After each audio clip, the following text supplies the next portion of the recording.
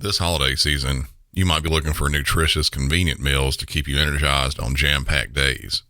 Factor, America's #1 ready-to-eat meal delivery service, can help you fuel up fast for breakfast, lunch, and dinner with chef-prepared, dietitian-approved, ready-to-eat meals delivered straight to your door. You'll save time, eat well, and stay on track with your healthy lifestyle while tackling all your holiday to-dos. Too busy with holiday plans to cook, but want to make sure you're eating well? With Factor, skip the extra trip to the grocery store and the chopping, prepping, and cleaning up too, while still getting the flavor and nutritional quality you need. Factor's fresh, never frozen meals are ready in just 2 minutes, so all you have to do is heat and enjoy. When you're too busy running around to plan lunch, Factor has you covered with lunch to go. Effortless, wholesome meals like grain bowls and salad toppers that are ready to eat when you're on the go, no microwave required. Head to factormeals.com/MC911pod50 and use code MC911pod50 to get 50% off. That's code MC911pod50 at factormeals.com/MC911pod50 to get 50% off. With HelloFresh, you get farm-fresh, pre-portioned ingredients and seasonal recipes delivered right to your doorstep. Skip trips to the grocery store and count on HelloFresh to make home cooking easy, fun, and affordable. That's why it's America's #1 meal kit. Whether your resolution is to save money, eat better, or stress less, HelloFresh is here to help you do all three. Say hello to your most delicious year yet with fresh ingredients and chef-crafted recipes at a price you'll like delivered right to your door. So you've resolved to actually sit down and eat dinner around the table, but what do you do about those nights when your schedule is packed? Turn to HelloFresh's lineup of quick and easy meals, including their 15-minute recipes designed to help minimize mealtime stress. Every single meal I've had from HelloFresh has had easy-to-follow instructions, fresh ingredients, and when it's done, I feel like I'm out at my favorite restaurant. Go to HelloFresh.com/MC911free and use code MC911free for free breakfast for life. One breakfast item per box while subscription is active. That's free breakfast for life at HelloFresh.com/MC911free with code MC911free. Hey, y'all. Wanted to share sort of a bonus episode with you. It was an interview I did with a show called Stop the Killing. It was a fun time with Sarah, who was my next table neighbor from CrimeCon in Vegas. She has to be fully insane for trying to run 4 podcasts along with a full-time job. I can only imagine she sleeps for maybe an hour once every 3 or 4 months. The show Stop the Killing is a great show focused around active shooters, and her co-host, Catherine, is a former director of the active shooter program for the FBI. It's well worth a listen. During the interview, I answered a lot of questions about the 911 dispatching job and shared quite a few stories along with it. Some of them you may have heard before, and some you may not have. But before I get too deep into chatting about all this, let's just get on with the episode. On the morning of August 1st, 1966, shots ring out from the observation deck of the clock tower on the University of Texas campus. It marks the infamous beginning of the modern era of mass shootings in America. I'm Sarah Ferris, true crime podcaster. And I'm Catherine Schweit, the former head of the FBI's active shooter program. And you're listening to Stop the Killing. Well, before we get started today, Catherine and I want to take a moment to welcome our newest Patreon member, Kim Wolf. Kim, thanks so much. We really couldn't make this podcast without the support from Patreon members like you. And if you're listening and you'd like to join the Patreon community, just head to patreon.com/stopthekilling. As always, the links are in the show notes. And with that, on with today's show. Now, our guest this week is 911 dispatcher Brandon Hall from Music City 911 podcast. Unfortunately, Catherine couldn't make this recording because of a last-minute scheduling clash, but don't worry. Service will resume as normal and she will be back next week. Today, I am joined by the fabulous Brandon Hall, who we met for the first time in Las Vegas CrimeCon. You were my podcast row neighbor. Yeah, right next door to each other, right next table to each other, I guess. I have to tell you, on the way home, on the flight, I had downloaded your podcast, Music City 911, and binged as much as I could in the 12 hours that I was flying. Tell us how the podcast came about for you. Well, the podcast itself, I actually Started it a little bit over 2 years ago, actually almost 3 now, I guess. And I've been a 911 dispatcher for now 22 years. Wow. I wanted to highlight dispatchers and also play stuff that people don't really hear. They don't know what we do a lot of times. Your calls that you get, where do you get them from? Yeah, I can get them from a number of different places. Once they're publicly released, that's the kind of easiest way. But, there are times that I want to get a specific call and I'll have to request it just like anybody else would. What does a shift look like for you on any given day? We don't work the typical 9 to 5. We do work 8-hour shifts, but I'll get in there at 6:30 in the morning for my shift. So my mornings are pretty early, but we're there ready for the rush hour because there's always a lot of wrecks, things like that. And then same thing holds true with the other shifts too. So we work our 3 8-hour shifts. I've worked all of them in the time I've been there. And when I get in, I'll have an assignment for the day. They kind of switch it up a little bit. Sometimes we'll have an all-day radio. Sometimes we'll be all day on phones. What do you mean all day on radio? What's the difference? So the radio is actually when you're talking with the police directly or fire, EMS, that type thing, and you're dispatching out the call. So it's completely different. At my agency, you're not doing everything all together. I didn't realize that. I thought it was one person just with 17 arms doing a whole lot of different things. It can be. A lot of different agencies do exactly that. It's usually smaller ones. At a place like us, when we have so many officers and firefighters, things like that, there's no way we could handle it all at one time. Right. So the call goes in and then the person who's taking the call is tapping away while they're getting that information. Exactly. And that's what we call it too. Tapping. You do a tapping 101 course. Yeah, we have to teach that to the new call takers when they come in. This is tapping. Okay, brilliant. I could write the manual for you if you need help. Yeah. All right. So that's really fascinating. So we're going to go into that a little bit more when we listen to some audio clips that you've kindly sent over to me later. But I want to ask you first off, what's your most memorable call? I don't know if I have necessarily a most memorable because I can't tell you what calls I took the last shift I was there. There were so many of them, you just lose them so quickly. But a lot of times you'll have people who, I'm one of them. The first month or so that you're there, you'll have several calls that you just remember. So 22 years ago, I still have a couple of them that are still in my head. And I'd probably say the one that sticks out more than anything, even though, it was bad, but it wasn't, as bad as I've taken, I guess. I was on midnight shift. It came in about 3-4 o'clock in the morning. A woman said that there's a man banging on her door. Wouldn't stop doing it. She couldn't see out the window exactly who it was. And then a couple minutes into it, I guess it was, she says, "Oh, he's walking back out to his car." But then he got a backpack out of the back of his car and started walking completely around the house. Oh my God. Yeah. And, we didn't know what he's doing with the backpack. Didn't have a clue. She was sitting there, of course, inside. I guess at this point, the person outside didn't know that she was there or didn't care. I don't know. And it went silent for just a few seconds. And then she starts screaming, "He's setting my house on fire." Oh my God. So he had a gas can, doused her entire house with gasoline, and then set it on fire with her in it. And you're on the call just listening to this unfold. What are you thinking at the time? Well, you've got two possible scenarios here. Have her stay inside of a burning house and maybe burn up, or walk outside and maybe get killed by this guy that's likely trying to cause her harm. The house hasn't fully engulfed in flames yet, but it's starting to. And luckily he got in his car and drove off. And at that point I said, "Get out of the house. Go ahead and get out of the house." And she did. And when she got out there, she saw the car, saw who it was. And it turned out it was someone she used to work with, and they had a workplace dispute. And that was enough for him to set her house on fire, I guess. Be kind to your workmates, people, because that is freaking crazy story. I guess the thing is, do you always know how it unfolds? Once the call is finished, you might not have a conclusion to it.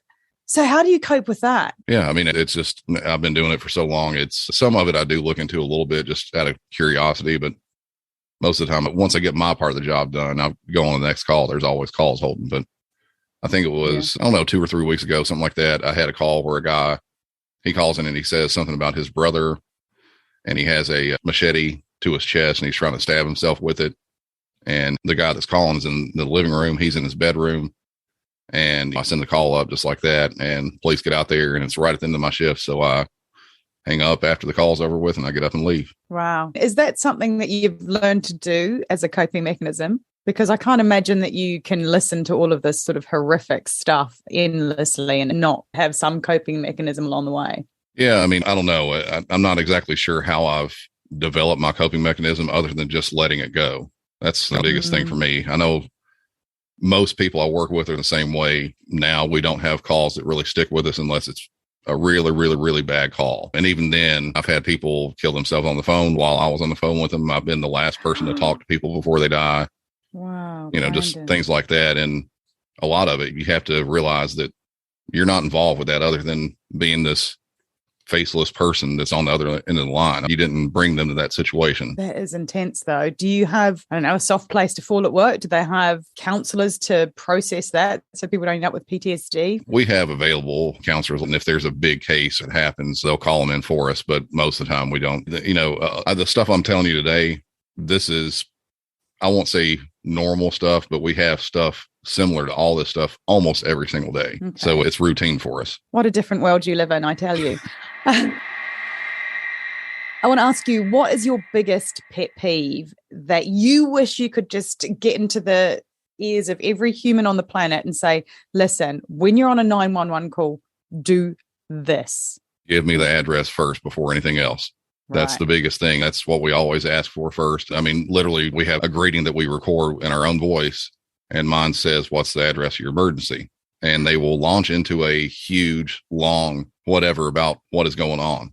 And the whole time I'm sitting there going, okay, I'd love to send you help because right now I can't because you haven't told me where this is. Right. The address, number one priority. You've sent me through 2 clips. One of the clips is an example of a really bad 911 call. Yes. And we're going to play it in its entirety and have that chance to just be the 911 dispatcher and caller, I guess. Why did you choose this particular clip that we're about to listen to? Well, with bad sounding calls, this actually happens a lot. And a lot of people don't understand this. The louder that you get on your cell phone, the worse it gets. The microphone and these things are not that good. They're not made to handle extreme loud noises. So when you start getting up to a certain level, it just starts breaking up. And they're better now. I mean, I remember when we first started getting cell phones, to the masses, because when I started, most people still had a landline. Oh my God. I didn't even clock that. That is so true. When did that transition happen? Cell phones have been around since like the 80s, but they were the big suitcase looking things you carried around with them, but nobody had those. And the reception was terrible and all that kind of stuff. The masses started getting them probably in the late 90s, early 2000s. And of course, now everyone has one, if not more than one, some people. But it was probably, 2005 or so when most people started getting them. And we have a service here in the States called Cricket. And it's a really cheap, you just go month to month like that. And the service was horrible. Like when we had someone call in and it was, usually in a kind of a higher crime area that, lower income, high crime, that type thing. And they would call in when we had, like, say, a shooting, and they would start screaming, and we would hear maybe a piece of every 5 words they said because it would break up so much. Were you wishing back for the landlines then? Yeah, exactly. Because we would know where they are immediately, and there was no breakup. That it worked out perfectly. Oh, that's a really good point that you bring up. Is it true that you can find a person's location from their cell phone or the landlines? The landline is automatic. If you still have a landline, It'll come up with your exact location, the address, and all that kind of stuff. The cell phones is a little bit different. It depends on several things: the type of phone you have, how old it is, what type of technology. And if, there are some people that have done this for what reason, I don't know. You can turn off your location for even 911 services. So when we get the call in, most of the calls we get, we can go to a pretty decently accurate area of where they are. It's not exact, but it's better than it used to be when we had no way of doing it. Yeah. It's a lot better now than it was. That's really interesting about the location. I'm pretty sure I've turned off my location on my phone. Does that mean it automatically turns off the emergency service location ability as well? Is that something we should be all going in and looking in our phones right now and doing? The standard is to have location settings on, but most phones, you'll have a separate setting for location for 911 to turn that off as well. So leave that part on. If don't like the government spying on you, whatever like that, or Google or whoever, you can turn your other locations off, but leave the one on for 911. Great tip. Love that. So, Brandon, set the scene for us. Tell us what we're about to listen to. What's this call going to be about?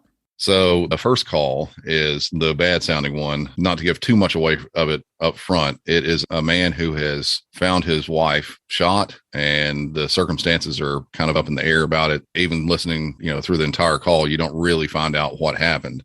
There was a lot of things going on. Okay, well, let's roll the audio clip and hear how it unfolds. And I think it's really important that if you are listening along with this, try and pick out how many pieces of information this person actually gives to the 911 dispatcher over this period of a call.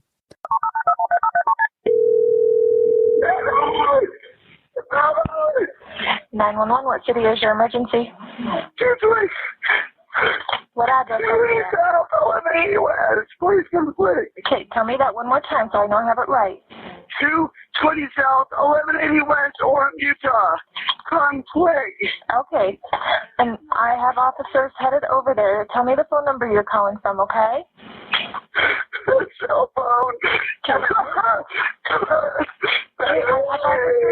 I have officers on the way. I need to know what happened. I don't know. Hello. Well, I need you to calm down for a minute. I understand. 220 South, 1180 West. My partner is dispatching somebody. I need to know exactly what happened. Who is bleeding? Okay, no, I can't. You need to slow down. Calm down, okay? Okay? I can't understand you. You need to talk a little quieter, okay? This echo is too bad. Okay, take a breath for me, okay? What is your name? Okay, they're headed over there. I need you to listen to me, okay? I need you to stop for a second, okay? Listen, okay? I have officers on the way, okay? Tell me your name. My officers are on the way. I need to have some information from you, okay? I don't know what's going on. Okay, hello? Hello? Hello? Yes, Amir. I really don't know what happened. I swear to God. She came out of the shower and I heard a pop, and there was blood, and she's in blood. Okay, I understand. I need to help you, okay? I have paramedics and officers on the way to help you. So she has a gunshot wound to the head, is that correct? I'm not here. Who is this? Who am I speaking to? Hello? Hello? I'm right here. Okay, what is your name? My name's Conrad. She's choking. She's choking? Okay, does she have a gunshot wound? It looks like she might have a gunshot wound. There's a gunshot. A gunshot wound? Where is it? Come on, okay, where's the gun right now? Ma'am, I need you to answer my questions. Where's the gun? They're in the bathroom. It sounds like she was in the shower and then she heard a pop and walked in and a female is on the ground. Sounds like a gunshot wound. She's choking, but I can't make out half because she's yelling so loud. Hello? Can you hear me? Where is she bleeding? Out of her nose. Just coming out of her hair. Out of her hair? Okay. Is she conscious? Is this a trailer park? No, it's right across from Trafalgar, please. It's across from Trafalgar? There's so much blood. Okay. Is the blood only coming from her head? Please. Is this a trailer or a house? It's a house. It's a house? Okay. Okay, is she still breathing? I swear to God. Okay, they're almost there. They're just outside. They need to find the house, okay? Are you able to go outside? Yes. Okay, go outside. I sure have an officer there. Is that right? 306 in the area? Okay, I have an officer that's outside trying to find you. Can you go out and find him?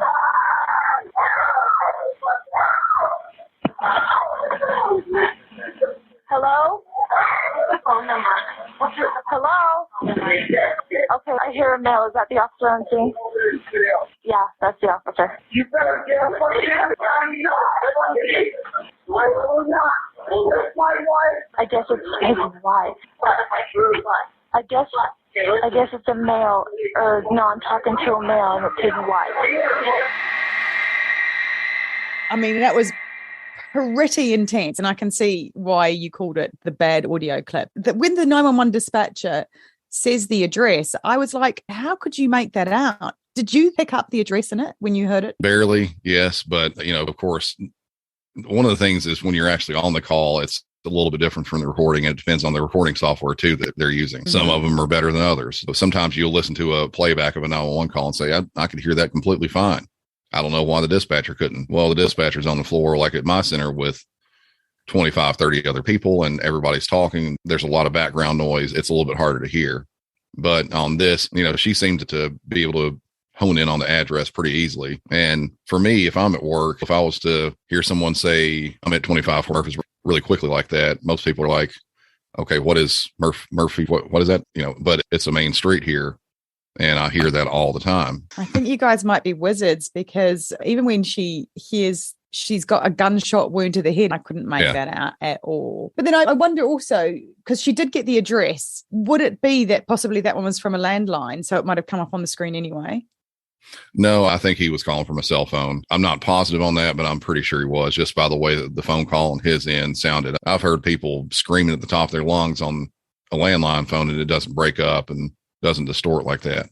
I mean, I couldn't even tell if it was male or female. I mean, the only information that I could pick up was the address and that there was possibly bleeding out of the head. I don't know where they picked up the gunshot wound information. That just seemed crazy. So what's going on behind the scenes for the dispatcher when this call's coming in? So with that, it did sound like they probably are at a smaller agency. It sounds like she's talking over her shoulder to someone else at one point saying, I can't understand what she's saying. And while she's doing this, she's trying to talk to, her neighbor here doing dispatch, trying to update them as well, what she's not typing in. And I would imagine that person is probably dispatching the police out. You really do get a sense of chaos from that call. Yeah. On the call, the person, you could tell that they were, obviously very upset, but also very angry too, because I don't know if you could pick this up. At one point, he starts screaming and starts yelling at the dispatcher and used a few pretty harsh expletives against her. And that continued after the responders got there. He threatened to kill the responders and everyone that they know if they didn't save the wife's life. Wow. No, see, I didn't pick up on any of that in there at all. You are a complete wizard, Brandon. That's crazy. What I want to know is, did you find out what happened after that call? Please tell me you did, because I can't be left hanging. Yes, but still there's some open areas to it. This happened, I believe it was in 2014. And the person who called, it was the husband of the wife. He had a dozen different stories. He was not cooperative with the police. There was just so much that they kept stacking against him. A lot of bad things that happened while the police were there too, that were mistakes on their end, but they did end up convicting him of murder. They sent him to prison. He was in prison for 4 years. He got an appeal after some very minor things come up, and he has since been released from prison. So, really the three possible choices are that he killed her, or she killed herself, like intentionally, or she accidentally killed herself. Not really sure which of those three it is. And we may never know, because there were so many different things. They have, like I said, released him from prison for these very minor things. When I say very minor, one of the things was they had gotten an argument. She went in the bath to cool off. He even picked the lock or busted in through the door to try to apologize to her, what he says anyway. Yeah, and it's always a good sign when you apologize by ramming through a locked door, I find. Yeah. Red flag.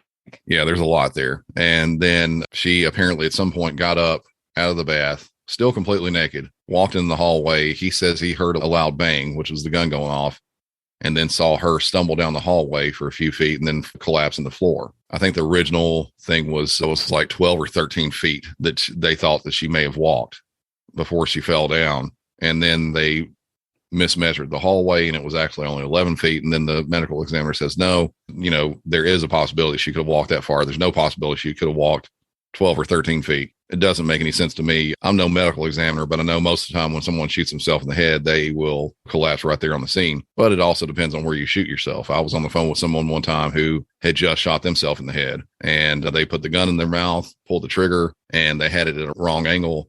It blew the side of his face off. And when he was on the phone with me, he was still awake, conscious. He was alert, a lot of pain, but he was probably the most unlucky person I've ever talked to, because he wanted to kill himself. He didn't do it there. They got there. They loaded him in an ambulance. They were driving on the highway at emergency speed, probably 80, 90 miles an hour. He gets up from the back of the ambulance and jumps out, and then was run over by 3 cars.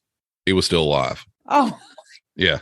Somebody did not want that him to is die. unbefreaking believable. Yeah, really. I mean, that's like 1,000 angels on your shoulder or something. Yeah, or somebody's trying to punish him for the remainder of his life. I don't know if that's the case, Wow. but I do recall, like, after that happened, I was on the phones and I was a little bit away from the fire and medical dispatcher, and he stood up after they wheeled back around and got to him. I remember his face. He stood up, he looked at me and gave me a big thumbs up. He goes, "We got a pulse." Unbelievable. That story. And you said you haven't got memorable stories off the charts.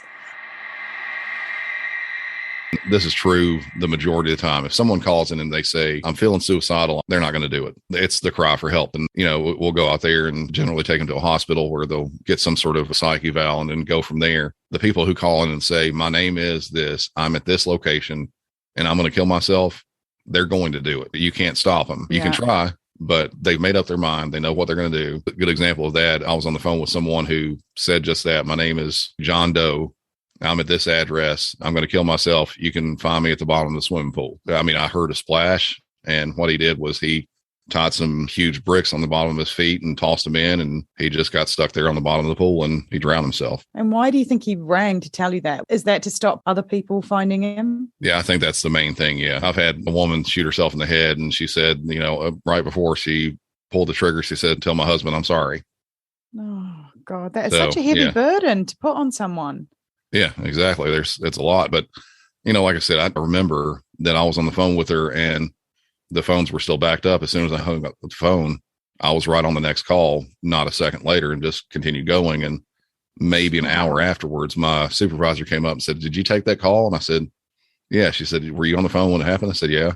And, she's like, "Do you want to talk to somebody about it?" I was like, "No," because I mean, there wasn't anything I could do. I knew that she was going to do it. She had made up her mind. If there was a way I could have stopped it or prevented it, yeah, I'd probably feel bad if it happened, but I knew there wasn't. I mean, that sounds like 22 odd years of experience to get to that point. Were you like that at the very beginning of the job? No, I've told, because I was a trainer for a long time too. I taught people how to do the job. I've told people that there's always a call that makes you realize that you've lost that sense of, I don't know, like morality is not a really good way to put it, but kind of that you're not the same anymore. You realize it right then. And for me, it was a woman who called in and she walked in her dad's house, found him dead, laying on the couch, not really sure how long he'd been there. And at the time when I was hired on, I was simply a police dispatcher. We did nothing medical at all. So I had to send the call up to our medical dispatch and they start asking their questions. We stay on the line muted and we listen to see if there's anything else that we can pick up from the call for the police end of it. So she's bawling her eyes out. It's really, really bad. She's talking about how she found him, how he's not breathing. He could have been there for days, not sure. And the whole time I'm sitting there eating pretzels. And then, like, after the call, after I hung up, I was like, hang on a second. I think I just reached that point. And granted, like I said, I was muted. You couldn't hear any of that. I was just listening in on the call at that point. But yeah, it was just so normal at that point. And granted, I probably hit it beforehand. I probably have reached that point well before, but that was the one that I kind of hit to myself. I was like, okay, I'm there now. Right. So the pretzel eating call is the line in the sand. I think that's crazy. It's crazy to think how much your job then has changed you. Oh, yeah. Yeah, it has. I mean, I'll look around at people and everybody's a suspect. You're doing something wrong. I want to find out what it is. Wow. I don't know where to go from there, pretzels and all. Let's kick into the good audio clip that you've given us. Lay the table of what we're going to listen to on this one. So this one, it's a robbery, and you don't hear a lot of this in the call, but essentially this person that does this walks into a jewelry store at a mall and starts breaking the glass out with a crowbar of a display case that has a lot of jewelry in it and starts trying to steal it. And the employee that's there tries to stop the suspect from doing this and ends up getting stabbed multiple times. When at 911, hey, there's an armed robbery taking place right now at Macy's. At which mall? Mall of Georgia. Okay. He's in a silver Toyota pickup truck. He just busted through all the windows and glass, and he's taking off right now. Did he have a weapon? Yeah. Okay. He took the tag off of his truck. Okay. So did he throw it on the ground? I don't know. It's a gray Tundra, single cab. He's taking off right now, passing by Dillard's, heading towards the Hooters right now. It's tinted windows, looks to be a Hispanic male, 5'10", 5'11", something like that. Had a mask and a hat on. Okay, Hispanic male? Yes, and he's passing in front of Hooters right now. heading towards Smallwood, Georgia Boulevard and Buford Highway. Yeah, What color was his hat? black. And what about his mask? It's grayish in color. Okay. Was anybody He was- injured, sir? Not that I'm aware of. What type of gun did he have? He had a large pipe in his hand, and it looked like he had something on his hip that appeared to be a weapon, but I couldn't tell. And he had a backpack. Okay. Do you think it was a gun on his hip? I do, but I can't confirm that. Had a piece of galvanized pipe. Okay. There's another gentleman who's also calling 911 at the moment. Okay. We don't need anybody else unless he has visual on him. I'm just being told one of the Macy's said some worker got stabbed. Somebody got stabbed? Can you confirm ma'am. that, please? Did you say someone got stabbed? Yeah. Confirmed, someone got stabbed. Tell you anything about the victims that got stabbed? I know you're not inside, I'm looking sir, at. I'm looking. He's losing a lot of blood. He's laying on the ground. They're trying to triage him with some paper towels and some clothing. Okay. Anybody, can you please take off a shirt, anything? Press That's what steady pressure there's on clothing the and everything. There's clothing and everything around. They're attempting to triage it right now. It looks like Okay, they're trying to can you wrap a just belt listen to around me it for so- 1 second? I Yes. need them to place firm, steady pressure on the wound. Do not lift it up to look. Just press firmly. If it continues to bleed, you're not pressing hard enough, okay? All right. Tell Give me them a those second. instructions for me. Okay. They're applying pressure. The victim, how old are they, male or female? It's a male, approximately 50 years old, wearing a green shirt. His leg is Where is he bleeding from? extremely- His leg, his right lower leg, just below the knee. It looks like the amount of blood that's coming out that they hit a main artery. Okay. We need to get EMS here as quickly as They're possible. coming, lights and sirens, sir. I need them to press firm, steady They pressure. are doing that, and they've tied a band around his leg. Let me get a belt. Yo, guys, if you can tie more pressure with a belt and get him. Okay, I know that you're worried about him. They're taking care of him. The other victim, where are they stabbed at? It's just the one victim that was stabbed twice. It Okay, looks like he's stabbed in the ribs and the leg. okay. It's just. I it's need just- them to press firm, steady pressure on both wounds for me, okay? Y'all hear that? Firm, steady pressure on both. Don't lift off. Don't look. Just firm, steady. He's bleeding real bad. Okay, I know, sir. I need to make sure he continues to breathe for us. If he stops breathing at any time, I need you to tell me so I can tell you how to do CPR, okay? Yes, ma'am. I'm certified in CPR. He's fine right now. He's just in a tremendous amount of pain. Keep his head elevated a little bit and just help him to breathe. I want you to just kind of teach him how to breathe. Take a deep breath in slowly, out slowly. In slowly, out slowly, okay? Hey, breathe real close. In, real deep in through the nose. Steady, constant, out through the mouth. Tell the people that are applying the pressure to his wounds, if it's bleeding through those shirts, get a different shirt and add it on top of that one. Do not lift it up whatsoever, okay? Will do. You need to push on top of this one. And if Yeah. you can, pull it into your chest to provide enough pressure. Do you understand? Is the bleeding slowing down at all? It does not appear to be, no ma'am. Okay. More pressure for me. It may hurt him, but he needs that blood inside of him more than him being hurt, okay?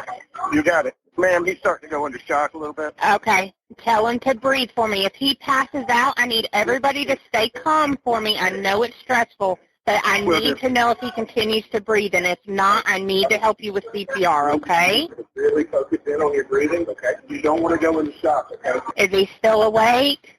Yes, ma'am. Okay. His leg is not slowing down at all. What, we got pressure on? We got pressure. We got. Is that an officer? Yes, ma'am. It's the police officer. Yes, ma'am. The officer is going to get the paramedics to him, okay? Well, the difference between the good clip and the bad clip there is completely night and day, isn't it? The caller there feels like he's on the A game straight away. So address, description of the incident, Yes. car description, amazing. And he's volunteering most of this information. And then he even says where the offender was driving to. That is all in the first minute compared to the bad call. We pretty much only heard the address. The guy might have been male. It was possibly his wife that may have been shot. Just night and day, aren't they? Yeah, it really is. And with this call, all the description that the guy gave ended up helping to arrest the guy because the police were, driving to the scene. And while they were there, dispatchers were relaying exactly what he was saying. Police saw him as he was leaving about a half mile up the road and ended up a small chase, but they ended up ramming his truck. He got out, started running away from the police with the huge knife that he still had that he used to stab the other person in his hand. And after ordering to the ground several times, he wouldn't and kept running away, and police ended up shooting him. He's still alive, but the threat was stopped at that point. He was obviously a threat to others because he had just stabbed someone over an armed robbery. And that's one of the things I actually talked about in the episode I actually did about this one, is that a lot of people have this notion that if you're running away from police, they can't shoot you. That's not the case. A case here that went to the Supreme Court from here in Tennessee versus Garner, they actually have deemed using deadly force against a person that's running away, it's okay to do so if they are deemed to be a threat to the public or responders. And if he would have dropped the knife and just ran, they probably wouldn't have shot him. But at that point, there's no telling what he's going to do. Go ahead and take him out. Now, in this good call, there was a load of information that was given. Is there a certain order that is beneficial for the dispatcher to get other than the address first? Yes. The phone number is generally the number 2, but it can move around. Everything's fluid with this. The address is the main thing. The phone number is secondary because if you get disconnected, you can call them back and you verified the correct number. But with the way that we have our call set up now, we've got caller ID and, things like that. So it's not necessarily like the second most important with this, where the guy's just leaving. He's on the road at this point. Police are likely going to drive by him, get that information first, do all that. And then, as you heard in the end of the call, he's helping render aid to the victim. So generally you want to do the victim first, but that's only if the scene is safe and suspect info has already been obtained, because that guy could have walked out there to his truck in the parking lot and just sat there and waited for an ambulance to pull up and start stabbing them too. So scene safety for the responders is the first thing, and then trying to find the suspect, and then, rendering aid from there. Yeah. I mean, he gave all that information so the dispatcher knew that he was gone. He was off the site. Yeah. And then it kind of unfolded that there was a stabbing victim as well. It must be music to a 911 dispatcher's ears when they hear the words, "I'm CPR trained." How often does that happen? Very rarely. Yeah. I mean, really. And it's not that difficult to do. In almost any city, I'd say here in Britain, anywhere like that, there's going to be an agency that'll give that training, usually for free. And it's not that long of a training. It's pretty easy. We can relay that information over the phone to try to, time the chest compressions if it comes down to it. For something like that, the CPR part wasn't necessary because the patient was still conscious, still breathing. But, the other thing, stopping the bleeding, that's the big thing. And it sounded like the leg injury probably hit an artery. It was bleeding really badly. And I did love that the dispatcher that said, if you do it correctly, it's going to hurt the person more. It will. Think about it. If you have a stab wound, if someone is pushing on that stab wound, it's going to hurt even more. Yeah. But it's stopping the bleeding. And that's, one of the first rules of bleeding is all bleeding always stops. It's going to stop one way or another. Oh, that's true and horrific at the same time. Yeah. And so when you are doing your 911 training, what level of medical training do you have to confidently guide people through these emergencies? We're considered, emergency medical dispatchers as well. So it's very basic stuff. It's helping someone if they have stopped breathing and some sort of cardiac arrest to give them CPR, birthing babies, things like that. And, a guy that used to work with me, he was actually a paramedic out on the field before he came to be a dispatcher. And he says the big difference between being out there and being a dispatcher is having the knowledge to do all this stuff while being blindfolded and your hands tied behind your back, because you can't see what's going on and you can't actually physically touch people. So you have to tell someone else what to do and how to do it. That was one of the things that I took away from both of those clips. Calls were quite long. And I'd imagine response time, it's always going to be a good sort of 5-10 minutes before your emergency services get there. But the thing that really struck me was who is in charge of that situation. It's not the 911 dispatcher. It's literally Joe Bloggs on the street that is in charge of how that goes. Yeah, and it's better to have one of those good callers on the line, because so many times I'll be on the phone with someone and it's just absolute chaos. They're not giving good information. They don't want to talk to police. They just keep saying, just get them here, just get them here. And they're not realizing, just like this last call, that the caller can actually help this suspect getting caught, instead of just saying, get here. While they're getting there, they could literally drive right past the suspect and not know who he is. And luckily on that call, that worked out. I mean, he did not miss a beat. Let's talk about the caller, in fact, that called in. Do you know anything about him? I feel like he must have had some kind of level of law enforcement or hostage negotiation background, something that was setting him up to be such a great caller. No, I actually don't know very much about him. I read a little bit saying that I can't recall if it's, and this is probably incorrect, maybe the mayor was going to give him some sort of a nice citation or something like that. I'm hoping that something like this, though, has pushed people on to say, okay, we need some basic medical training to help if something like this ever happened again. It's better to have and not need than need and not have. Absolutely.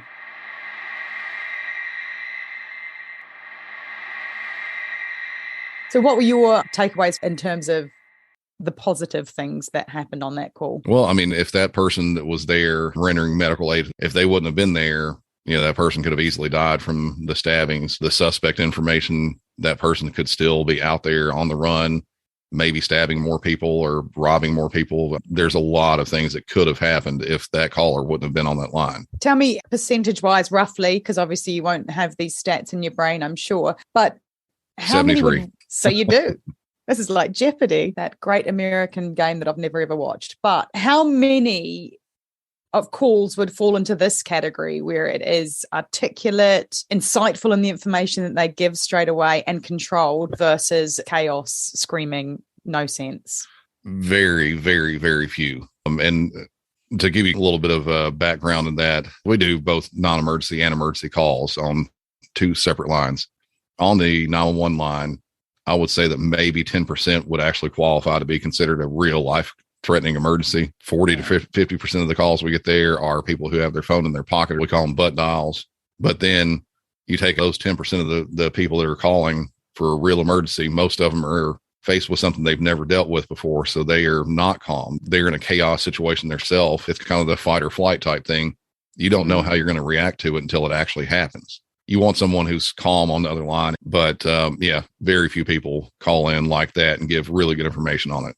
Oh, and I think that's a good point that you raise. All of us are potential 911 callers at some point in our lives. What would you tell us, the listeners, to do before we pick up the phone? Like I said, the address is number one thing. If you don't know the address, find an employee or someone close by that does know the address or the street name. 2 cross streets will work for us. So the address is number one. If it's a police-related call, suspect information. And when I say that, a description. You want very basic stuff, but stuff that can lead the police to effect an arrest. I'm looking at you right now. You would be considered female white wearing a green dress with long dark hair. And that's very basic. It would be easy to find someone like that in the crowd of people.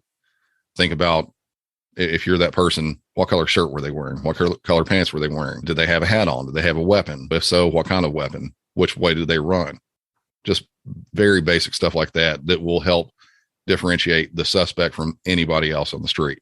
And vehicle description if they left that way too. I want to ask you, what is the hardest thing that you have personally experienced doing this crazy job that you do day in, day out? Just sometimes the busyness of it. It's not, the 911 call end of it, that's secondary. The actual radio end of it, it's a lot different than the phones. On the phone, you can tell someone, oh, hang on just a second while I type this up. You can't do that on the radio. You've got anywhere from maybe 5 or 10 units on the radio, and then you've got the busier ones that have 80 or 90, and all of them are wanting something. You're doing multiple things all the time, and that's just on a basic day. If you have a big, huge call like an active shooter or something like that, it goes absolutely nuts. I wonder, have you got a moment that you're most proud of in the job, like a call that you can walk away from and go, wow, I did something quite amazing today at work? I'll say probably, but like I said, there's so many. Well, I'll try to give you one because I was employee of the month a few months ago for this. A woman calls in and she'd just been carjacked. She was sitting in an intersection and she had a Dodge Challenger. And 3 guys walked up and pointed guns at her and told her to get out of the car, threw her down on the ground, and they sped off in her car. So I was talking to her. A few hours later, I get a call from a locksmith. And he says, I've just been called for these guys and they want me to make a key for this car because they don't have the key for it. It's one of the keyless entry type things where, you just have it in your pocket or whatever. and you just push a button and it starts. They want me to make a key for that. And when I'm there, I notice they've got a couple of guns in the back of the car, and they give me a description of it. And I asked what they look like. It all matched up. So I was like, okay, that's the guys, that's the vehicle. And directly after that, the police kind of knew of these people a little bit, but they wanted to make sure they could get them all. So they ended up getting the SWAT team, helicopter. They had probably 50 units out there to get these 3 guys. Where actually was closer to 6 guys that were all hanging around there. And they asked me to do the radio portion of it too. And once they gave the go ahead, they got in. There was no violence or anything involved, but a couple of them did run. They got them. So they got them all into custody. And, those are some potentially violent people that got pulled off the street that day. So that was kind of good, I guess. Just a little bit good, Brandon. That is an amazing story. Both those calls came to you that day. Yeah. What's the chances of it coming to you? I mean, at that time, I think there was probably, 12 or 15 people taking phone calls. And wow. So it could have gone to anyone.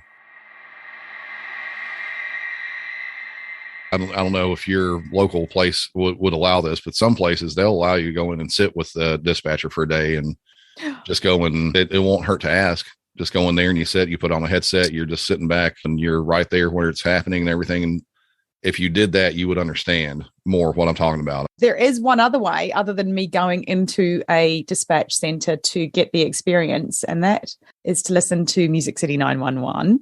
Absolutely. Yeah, do that. I saw on social media the other day that it was #1 in the charts. Do you want to tell us a little bit about what's happening there? Because that's incredible. Yeah, for a couple of weeks, it was the #1 trending government-related podcast in the world. I've fallen back to number 5 now, so I'm obviously disappointed, but that's one thing. It's going along pretty well. You can find the show on any podcast platform. You can go to my website, musiccity911.com. Go through there. You can do pretty much everything, listen to episodes, subscribe. Well, thank you so much for joining us. Absolutely. Yeah, anytime. Thanks for listening. And if you want to know more, Catherine's book, Stop the Killing, is out now. For more details, go to catherineschweit.com. Please consider also supporting our independently made podcast. It's simple to do. Go to patreon.com/Stop the Killing. And for as little as the price of a latte a month, you can be part of the solution to stop the killing. Patreon rewards range from official do-gooder status to ad-free episodes, autographed books, and opportunities to connect with us directly for your business, school, church, or even just a book club chat. But just knowing that you are part of a movement that has the power to make your community safer, well, that's got to taste better than a skinny cappuccino any day. So please head to patreon.com/Stop the Killing now and polish off your do-gooder halo and make sure to include your name so we can give you a shout out. This podcast is a Conmunity podcast production. That's Con with an N. If you want more content, then head over to Conmunity Podcast at Instagram, where you'll find trailers on more binge-worthy true crime, like the award-winning podcast Conning the Con. And check out our show notes for all the links mentioned. Finally, if you want one takeaway action that you can do right now that can help make our community safer, please share, rate and review this podcast wherever you listen. Everybody needs to know that they hold the keys to see something and say something.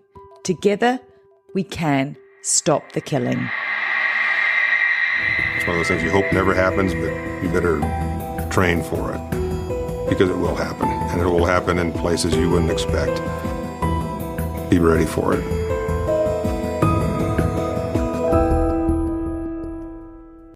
If you've enjoyed Stop the Killing, check out more podcasts from Conmunity Podcast Productions, like this one. Something is creeping in, don't follow it down. 24 hours ago, I found out the person that I've been dating for the last 6 months is a con man.